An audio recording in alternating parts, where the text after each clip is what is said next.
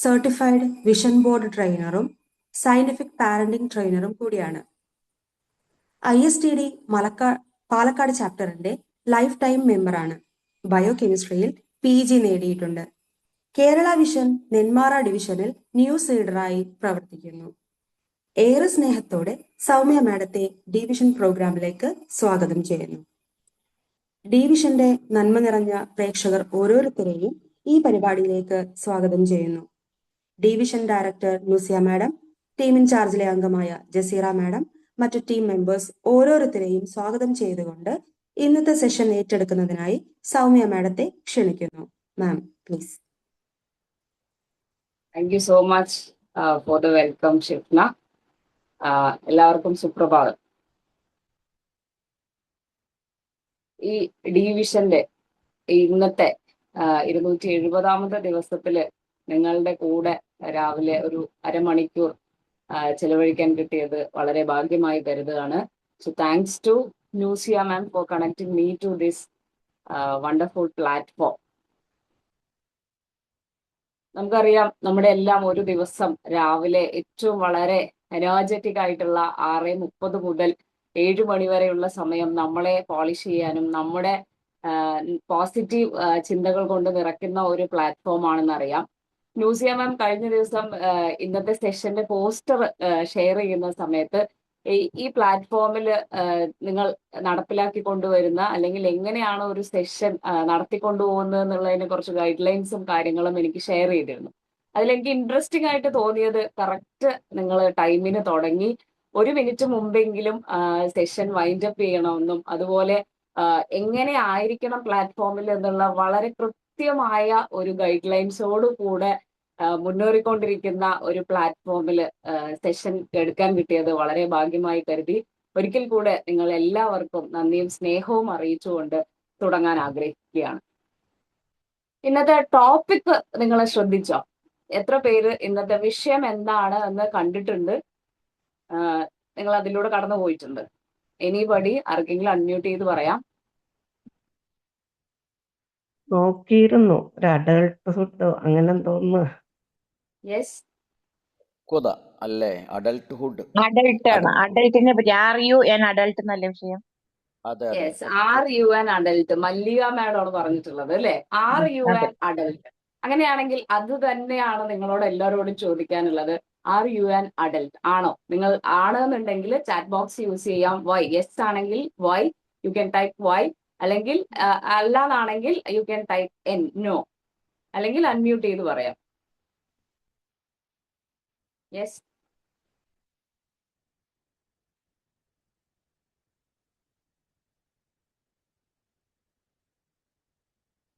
Yes, Mallika ma'am yes പറഞ്ഞിട്ടുണ്ട്.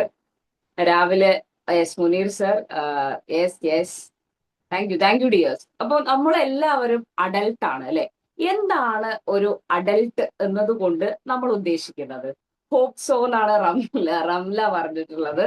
Okay, അങ്ങനെയാണെന്നാണ് പ്രതീക്ഷിക്കുന്നത് എന്നാണ് പറഞ്ഞിട്ടുള്ളത്. Interesting answer, thank you. അങ്ങനെയാണെങ്കിൽ യെസ് എന്ന് പറഞ്ഞവരോട് ചോദിക്കാം അല്ലെ? അല്ലെങ്കിൽ ഹോപ്പ് സോ എന്ന് പറഞ്ഞ ആൾക്ക് എന്താണ് അങ്ങനെ അല്ല എന്ന് തോന്നാനുള്ള, അല്ലെങ്കിൽ അങ്ങനെ പ്രതീക്ഷിക്കുന്നു യെസ് എന്ന് പറയാൻ പറ്റാത്തതിനുള്ള എനി റീസൺ? ഓർ മറ്റുള്ളവർ യെസ് എന്ന് പറഞ്ഞവർക്ക് അങ്ങനെയാണെങ്കിൽ എന്താണ് ഒരു അഡൽട്ട് എന്നതുകൊണ്ട് ഉദ്ദേശിക്കുന്നത്? യെസ്, രാവിലെ ബിസി ആണെന്ന് അറിയാം. പറ്റുന്നവരൊക്കെ ഒന്ന് വീഡിയോ ഓൺ ചെയ്ത് നമുക്ക് ഉഷാറാക്കാം. ഓക്കെ,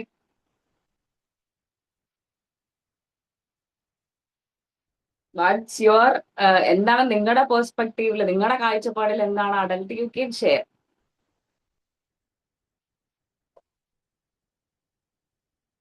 യെസ്, അങ്ങനെയാണെങ്കിൽ പ്രശസ്തനായ ഐറിഷ് സാഹിത്യകാരൻ ഓസ്കാർ വൈൽഡ് പറഞ്ഞിട്ടുള്ളത്, എല്ലാം അറിയാൻ വേണ്ടത്ര പ്രായക്കുറവ് എനിക്കില്ല. എല്ലാം അറിയാൻ വേണ്ടത്ര പ്രായക്കുറവ് എനിക്കില്ല എന്നാണ് ഓസ്കാർ വൈൽഡ് പറഞ്ഞിരിക്കുന്നത്. വളരെ ഇൻട്രസ്റ്റിംഗ് ആയിട്ടാണ് ഈ ഒരു കോട്ട് എന്നിലൂടെ കടന്നുപോയത് അല്ലെ? കൗമാരത്തിലെത്തുമ്പോൾ നമുക്ക് തോന്നും എൻ്റെ അത്ര അറിവും എല്ലാത്തിനെ കുറിച്ചിട്ടുള്ള അറിവും അല്ലെങ്കിൽ വേണ്ടത്ര അറിവ് മറ്റുള്ളവർക്ക് ഇല്ല എന്ന് തോന്നുന്ന ഒരു കാലഘട്ടമാണ് കൗമാരം എന്ന് പറയുന്നത് അല്ലെ? എന്നാൽ ആ കൗമാര കാലഘട്ടം കഴിഞ്ഞ് ഒരു 10 വർഷം കഴിയുമ്പോഴാണ് എത്ര അജ്ഞത കുറവ് എനിക്ക് ഉണ്ടായിരുന്നു എന്ന് നമ്മൾക്ക് പലർക്കും ബോധ്യപ്പെടുന്ന ഒരു കാലഘട്ടം അല്ലേ? Once in a while feels oh okay അങ്ങനെ തോന്നിയെന്നുള്ളതാണ് Ramla ma'am. Thank you so much for your answer. Okay, thank you. അപ്പോ നമ്മൾ കടന്നു വരുന്ന ആ കാലഘട്ടത്തിലൂടെ ഒരു അഡൽട്ട് എന്ന് പറയുമ്പോൾ നമ്മൾ പറയും ഒരു പക്വതയുള്ള മനുഷ്യൻ അല്ലെങ്കിൽ മുതിർന്ന ഒരു മനുഷ്യൻ. അങ്ങനെയാണെങ്കിൽ മുതിർന്ന ഒരു മനുഷ്യൻ അല്ലെങ്കിൽ പക്വതയുള്ള മനുഷ്യന് ആണ് എന്ന് വിചാരിക്കുന്ന നമ്മൾ അല്ലെ, അഡൽട്ട് എന്ന് പറഞ്ഞപ്പോ എസ് എന്ന് പറഞ്ഞ ആളുകൾ, ഞാൻ ഉൾപ്പെടെയുള്ള ആളുകളോട് എനിക്ക് ചോദിക്കാനുള്ളത്, യഥാർത്ഥത്തിൽ നമ്മൾ ഈ മുതിർന്ന ആളുകളുടെ പക്വതയുള്ള ആളുകളാണോ നാം ഓരോരുത്തരും? Again, you can use chat box. Yes, no.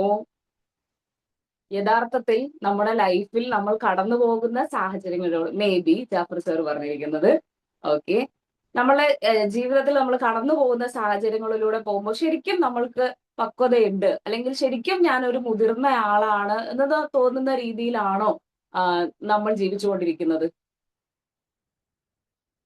Yes, പലരും ചിന്തിക്കുകയാണെന്ന് തോന്നുന്നു. Yes, not sure. Yes, Ashraf sir പറയുന്നത് നോട്ട് ഷുവർ. റിയലി യെസ് എന്ന് പറഞ്ഞ ആളുകളുണ്ട്. Thank you so much dears for your answers. നിങ്ങളുടെ ആ ഒരു നിങ്ങളെ കൂടെ ഉണ്ട് എന്നുള്ളത് ചാറ്റ് ബോക്സിലൂടെ നിങ്ങൾ ബിസി ആണെങ്കിലും നിങ്ങൾ ആ കോപ്പറേറ്റ് ചെയ്യുന്നത് അല്ലെങ്കിൽ നിങ്ങളുടെ active participation was there. Thank you so much. അങ്ങനെയാണെങ്കിൽ നമ്മൾക്ക് വേണ്ട ഏതാനും ചില കാര്യങ്ങൾ, നമ്മളൊരു അഡൽട്ട് ആവാനും നമ്മൾ അഡൽട്ടിന്റെ ഒരു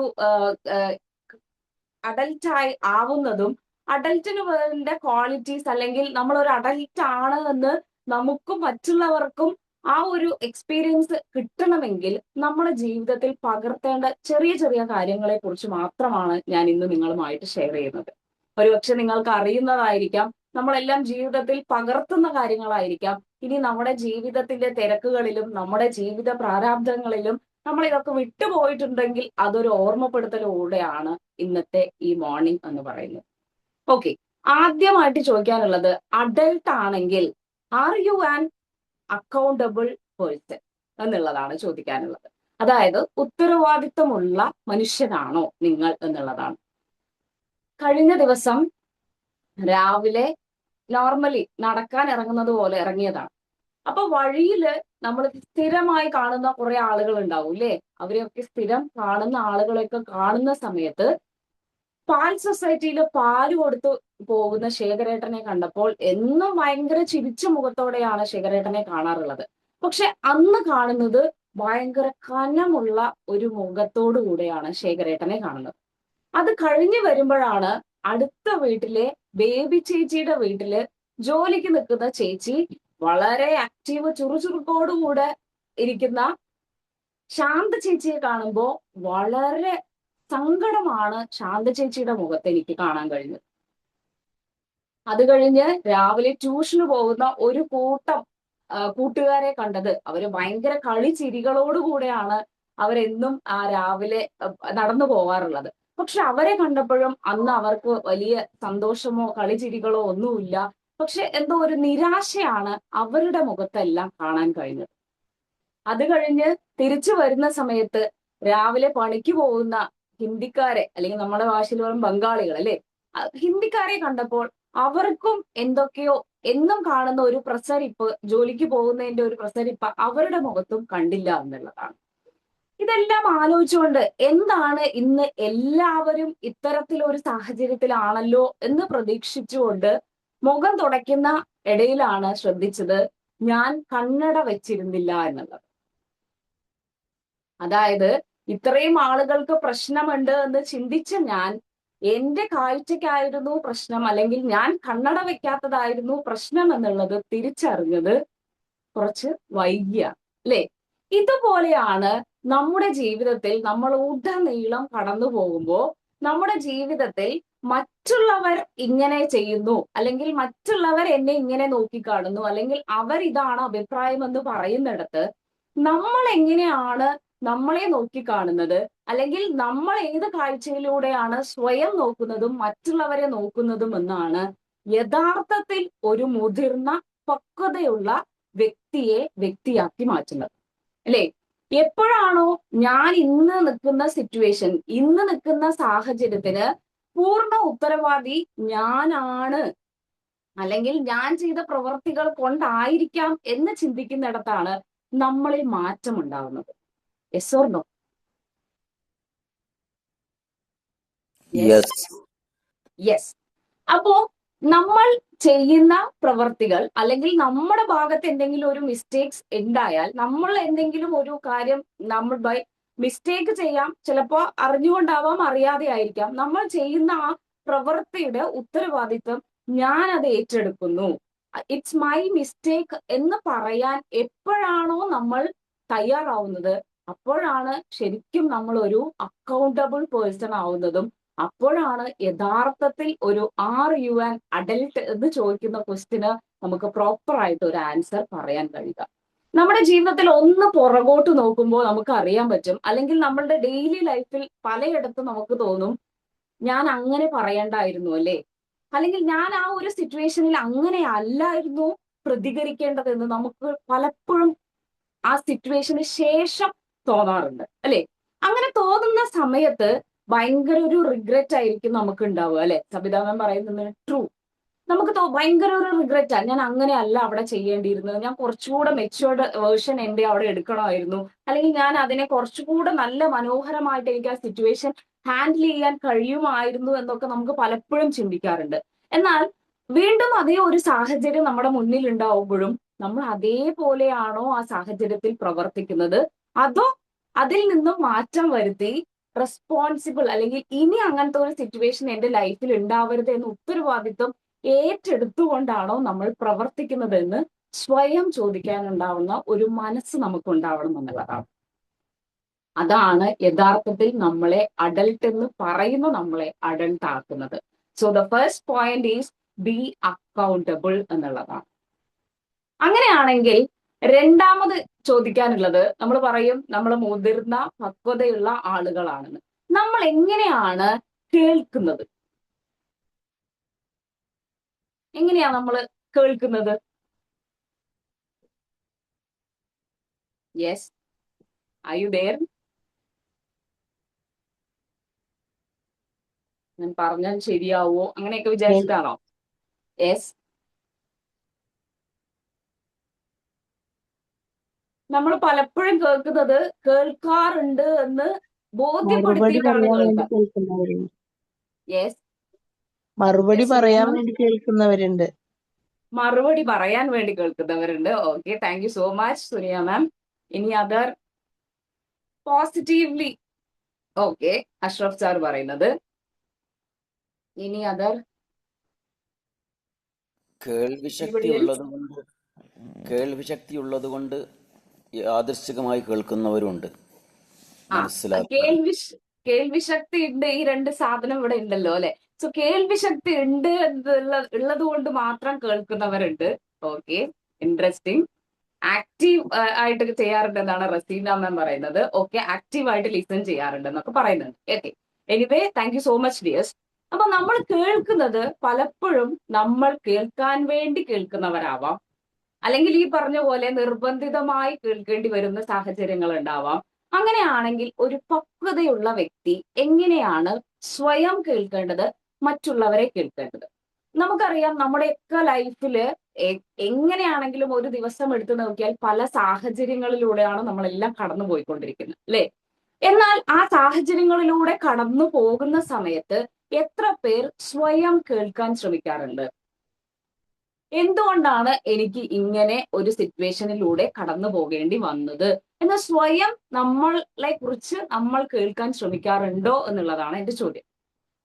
അങ്ങനെയാണെങ്കിൽ നിങ്ങളെല്ലാം കുറച്ച് വർഷങ്ങൾക്ക് മുൻപ് എന്റെ ലൈഫിൽ നടന്ന ഒരു സംഭവത്തിലേക്ക് നിങ്ങളെ കൂട്ടിക്കൊണ്ടുപോവാണ്.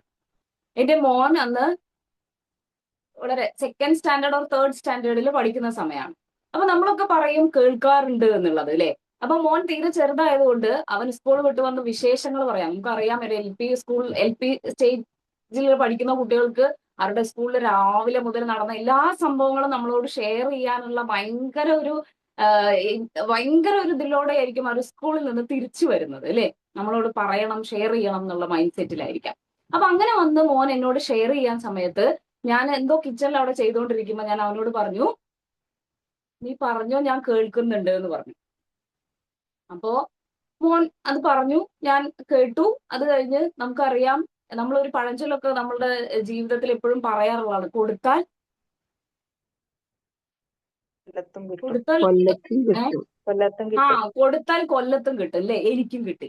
അതായത് കുറച്ച് സമയം കഴിഞ്ഞ് വൈകുന്നേര സമയത്ത് പഠിക്കാനിരിക്കുമ്പോഴാണ് അവന് കാര്യങ്ങൾ പറഞ്ഞു കൊടുക്കുമ്പോ അവൻ എന്റെ മുഖത്ത് നോക്കുന്നില്ല. അപ്പൊ ഞാൻ പറഞ്ഞു, അമ്മ പറഞ്ഞു തരുമ്പോ നീ എന്നെ ശ്രദ്ധിച്ചാലല്ലേ നിനക്ക് കാര്യങ്ങൾ മനസ്സിലാവുള്ളൂ, അപ്പോഴല്ലേ നിനക്ക് ഞാൻ എന്താ പറയുന്നതെന്ന് മനസ്സിലാവുള്ളൂ എന്ന് ചോദിച്ചു. അപ്പം എന്താ മൂപ്പര് ചെയ്യുന്നത് വെച്ചാ പേപ്പർ എടുത്ത് എന്തോ ചുരുട്ടി ഉണ്ടാക്കുകയാണ്. അപ്പൊ അവൻ എന്നോട് പറഞ്ഞത്, അമ്മ പറഞ്ഞോ, ഞാൻ കേൾക്കുന്നുണ്ട്, ഞാൻ ഇത് ഉണ്ടാക്കുന്നുമുണ്ട് എന്ന്. അല്ലേ? ഇപ്പൊ നിങ്ങളുടെ പലരുടെയും മുഖത്ത് ഒരു ചെറു പുഞ്ചിരി എനിക്ക് കാണാൻ കഴിയുന്നുണ്ട്, ക്യാമറ ഓഫ് ആണെങ്കിൽ കൂടി. അല്ലേ? തീർച്ചയായും ഇത്തരത്തിലാണ്. യെസ്, തീർച്ചയായും പറയാം. തീർച്ചയായിട്ടും. അതാണ് എക്സ്പീരിയൻസ് ചെയ്തവർക്ക് അത് വേഗം റിലേറ്റ് ചെയ്യാൻ പറ്റും അല്ലേ? താങ്ക് യു റംലത്ത് മാം. അപ്പോ നമ്മള് ഈ സാധനം നമുക്ക് റിലേറ്റ് ചെയ്യാൻ പറ്റുന്നെങ്കിൽ ഇതുപോലെയാണോ നമ്മുടെ ലിസണിങ് എന്നുള്ളതാണ് അല്ലേ? നമ്മളോട് നമ്മുടെ വീട്ടിലുള്ള അംഗങ്ങളാവാം, നമ്മുടെ മക്കളാവാം, നമ്മുടെ കൂടെ വർക്ക് ചെയ്യുന്നവരായിരിക്കാം, ഇവരൊക്കെ നമ്മളോട് പല കാര്യങ്ങൾ ഷെയർ ചെയ്യാൻ വരുന്ന സമയത്ത് are we a good listener എന്നുള്ളത് നമ്മൾ നമ്മളോട് ചോദിക്കേണ്ട കാര്യമാണ് അല്ലേ? എന്തുകൊണ്ടാണ് ഒരു ലിസണർ ആവേണ്ടതിന്റെ പ്രാധാന്യം ഒരു അഡൾട്ട് എന്നുള്ള രീതിയിൽ നമുക്ക് ഉണ്ടാവേണ്ടത്? നമുക്കറിയാം, നമ്മൾ ഇന്ന് ജീവിക്കുന്ന സമൂഹത്തില് നമുക്ക് നമ്മുടെ കാര്യങ്ങളായാലും നമ്മുടെ ഒരു പേഴ്സണൽ പ്രോബ്ലം ആയാലും പറയുമ്പോൾ കേൾക്കാനുള്ള ആളുകൾ ഉണ്ടോ എന്നുള്ളത് ഒരു ക്വസ്റ്റ്യൻ മാർക്ക് തന്നെയാണ് അല്ലേ? നമ്മളെ കേൾക്കാനുള്ള ആളുകൾ നമുക്ക് ചുറ്റുമുണ്ടോ എന്നുള്ളത് ഒരു സംശയാസ്പദമായ ഒരു കാലഘട്ടത്തിലൂടെയാണ് നമ്മൾ കടന്നുപോയിക്കൊണ്ടിരിക്കുന്നത്. അപ്പൊ അത്തരം സാഹചര്യങ്ങളിൽ ഒരു അഡൽട്ട് എന്നുള്ള നിലയിൽ നമ്മൾ മറ്റുള്ളവരെ കേൾക്കാൻ ശ്രമിക്കുന്നുണ്ടോ, അല്ലെങ്കിൽ നമ്മൾ നമ്മളെ കേൾക്കാൻ ശ്രമിക്കുന്നുണ്ടോ എന്നുള്ളതാണ് മൈ സെക്കൻഡ് ക്വസ്റ്റ്യൻ. ഞാൻ എന്താണ്, എനിക്ക് ആക്ച്വലി എന്താണ് വേണ്ടത്, ഞാൻ ഈ സിറ്റുവേഷനിൽ ഞാൻ എങ്ങനെയാണ് ഇവിടെ ഞാൻ പ്രതികരിക്കേണ്ടത്, അല്ലെങ്കിൽ ഈ സിറ്റുവേഷനിൽ ഞാൻ പ്രതികരിക്കേണ്ടതുണ്ടോ എന്നൊക്കെ നമ്മൾക്ക് അറിയണമെങ്കിൽ നമ്മൾ നമ്മളെ ലിസൺ ചെയ്യണം. നമ്മുടെ ബോഡി എങ്ങനെയാണ് നമ്മളോട് റിയാക്ട് ചെയ്യുന്നത്, എന്താണ് നമ്മുടെ ഇന്നർ മൈൻഡ് നമ്മളോട് പറയുന്നത് എന്ന് we should listen. then only we can become a matured version of ourselves അല്ലെ? ഒരു അഡൽട്ട് എന്നുള്ള രീതിയിൽ നമ്മൾ പൂർണ്ണമായും ഒരു അഡൽട്ട്, ഞാൻ അഡൽട്ടാണ് എന്ന് പറയുന്നിടത്ത് നിന്ന് നമ്മളുടെ ശരിയായ ഒരു അഡൽട്ടിലേക്കുള്ള മാറ്റം എന്ന് പറയുന്നത് നമ്മൾ ഒരു പ്രോപ്പർ ലിസണർ ആവുമ്പോഴാണ്, നമ്മൾ നമ്മളെ കേൾക്കുമ്പോഴാണ്, നമ്മൾ മറ്റുള്ളവരെ പ്രോപ്പറായിട്ട് ആക്റ്റീവായിട്ട് ലിസൺ ചെയ്യുന്ന സമയത്താണ് നമ്മൾ ഒരു യഥാർത്ഥ അഡൽട്ട് ആവുന്നത്. അത് പലപ്പോഴും നമ്മൾ എങ്ങനെയാണ് ലിസണർ എന്ന് പറയുന്നത്, പലപ്പോഴും നമ്മുടെ ആശയം പറയാനായിരിക്കും നമ്മൾ വേറൊരാളെ കേൾക്കുന്നത് അല്ലെ? നമുക്ക് പറയാനുള്ളത് പറയാൻ വേണ്ടിയായിരിക്കും അവരെ കേൾക്കുന്നത്. സോ അത്തരത്തിൽ നിന്നും പൂർണ്ണമായും നമ്മളോട് ഒരാൾ ഒരു കാര്യം പറയാൻ വന്നാൽ, അല്ലെങ്കിൽ വാട്ട് ദ ഇന്നർ മൈൻഡ്, നമ്മുടെ ഇന്നർ മൈൻഡ് എന്താണ് നമ്മളോട് പറയുന്നത് എന്ന് പൂർണ്ണമായും കേൾക്കാൻ ശ്രമിച്ചു കഴിഞ്ഞാൽ അപ്പോഴാണ് ദ റിയൽ ട്രാൻസ്ഫോർമേഷൻ ഹാപ്പൻസ് എന്നുള്ളതാണ്. നിങ്ങൾക്ക് ആർക്കെങ്കിലും അങ്ങനത്തെ എക്സ്പീരിയൻസ് എന്തെങ്കിലും ഉണ്ടായിട്ടുണ്ടോ? ഷെയർ ചെയ്യാനുണ്ടോ? യെസ്? ഇല്ല. അപ്പോ അങ്ങനെയാണെങ്കിൽ ദ തേർഡ് പോയിന്റിലേക്ക് നമ്മൾ കടക്കുമ്പോൾ ഒരു അഡൽട്ട് എന്നുള്ള രീതിയിൽ നിങ്ങളോട് മൂന്നാമതായിട്ട് എനിക്ക് പറയാനുള്ളത് ട്രസ്റ്റ് വർത്തിനെസ് എന്ന് പറയും.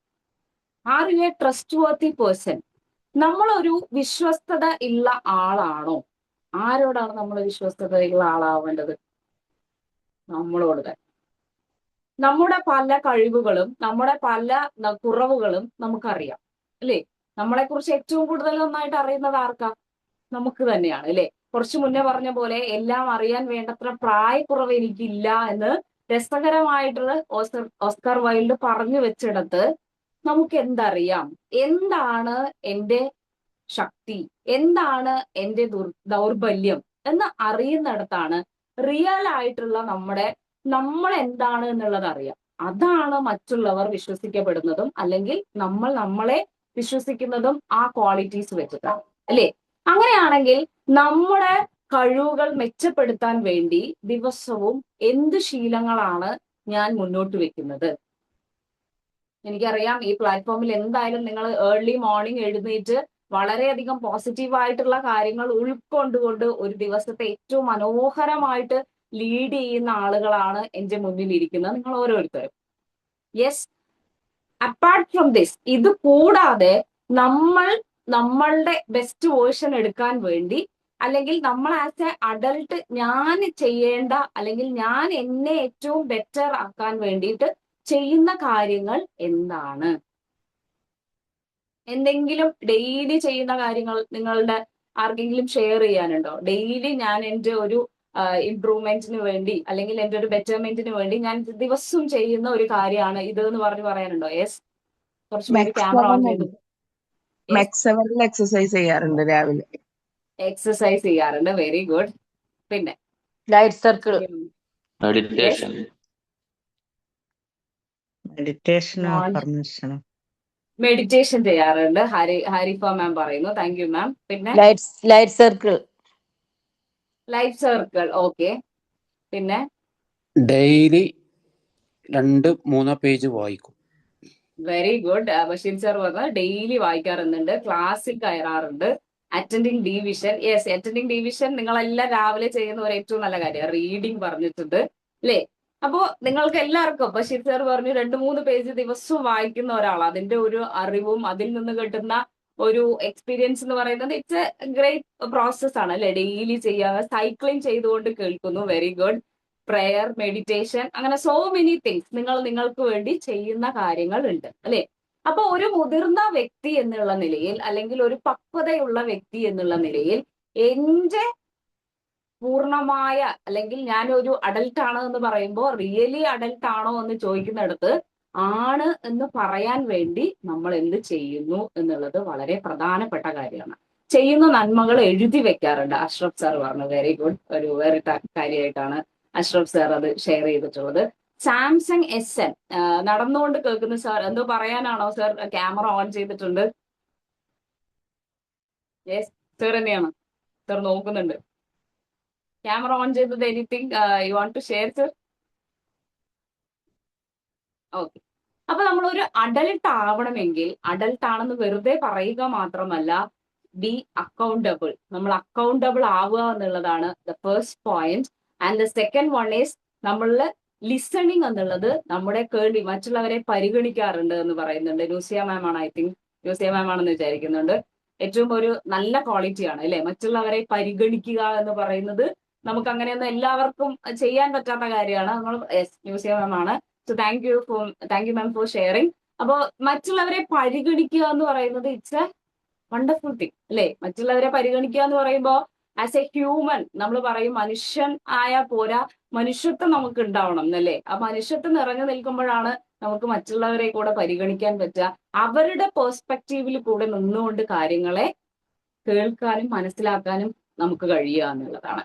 അപ്പോ അക്കൗണ്ടബിൾ, ഉത്തരവാദിത്തം ഏറ്റെടുക്കുക എന്നുള്ളത് നമ്മുടെ ജീവിതത്തിന്റെ, അല്ലെങ്കിൽ നമുക്ക് ചുറ്റും നടക്കുന്ന എല്ലാ കാര്യങ്ങളുടെയും ഉത്തരവാദിത്വം എനിക്കുണ്ടോ, ഉണ്ടെങ്കിൽ ഞാനത് ഏറ്റെടുക്കാറുണ്ടോ എന്നൊക്കെ നമ്മൾ സ്വയം ചോദിക്കുന്നത് നമ്മളെ യഥാർത്ഥ പൗരൻ അല്ല, യഥാർത്ഥ അഡൽട്ട് ആണോ, അല്ലെങ്കിൽ ഞാൻ യഥാർത്ഥ പക്വതയുള്ള ആളാണോ, മുതിർന്ന ആളാണോ എന്ന് നമ്മളെ സ്വയം ചിന്തിക്കാൻ സഹായിക്കുന്ന ചോദ്യമാണ്.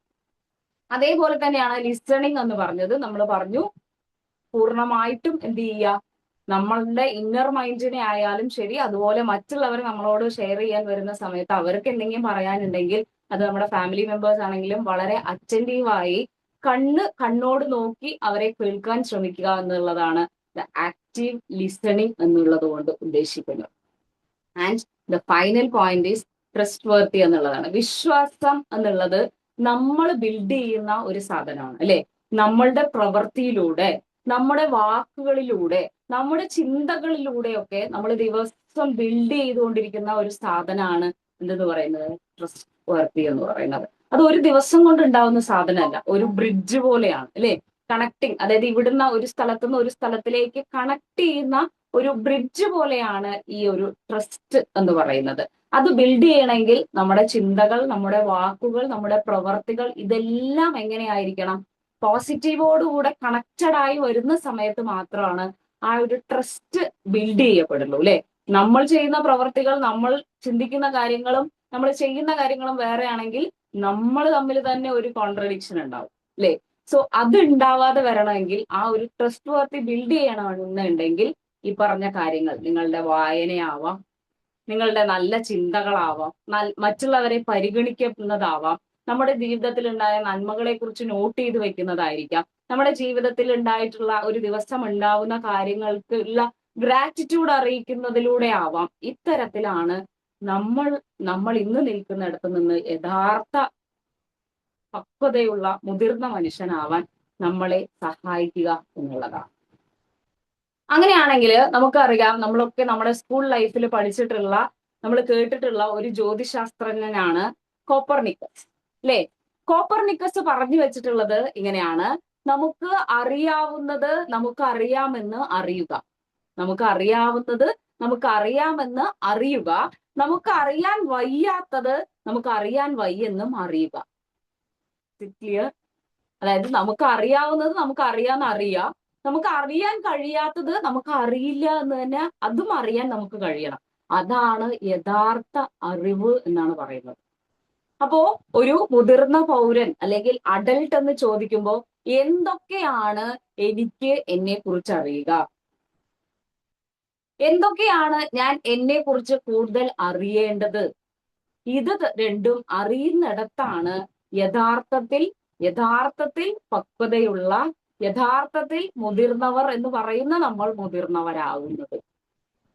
അപ്പൊ നമ്മുടെ ജീവിതത്തില്, നമ്മളുടെ ദിനം പ്രതിയുള്ള നമ്മുടെ ജീവിതത്തിലെ ഓരോ സാഹചര്യങ്ങളിലും നമ്മൾ ജീവിക്കുന്നത്, നമ്മൾ മുന്നോട്ട് പോകുന്നത് ഇതെല്ലാം അറിഞ്ഞുകൊണ്ടാണോ എന്നുള്ള ഒരു ചിന്തയാണ്, എന്നൊരു ചോദ്യമാണ് നിങ്ങൾക്ക് മുന്നിലേക്ക് എനിക്ക് വെക്കാനുള്ളത്.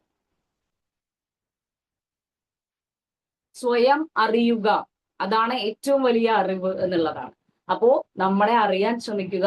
ഒരു മുതിർന്ന വ്യക്തി അല്ലെങ്കിൽ ഒരു അഡൽട്ട് എന്നുള്ള രീതിയിൽ ഞാൻ ഈ പറഞ്ഞ 3 കാര്യങ്ങൾ നമ്മുടെ ലൈഫിൽ നമ്മൾ ഇംപ്ലിമെന്റ് ചെയ്യുന്നുണ്ടോ? എവിടെയാണ് ഞാൻ കുറച്ചുകൂടെ വർക്ക് ചെയ്യേണ്ടത്? ഞാനൊരു അക്കൗണ്ടബിൾ പേഴ്സൺ ആണോ?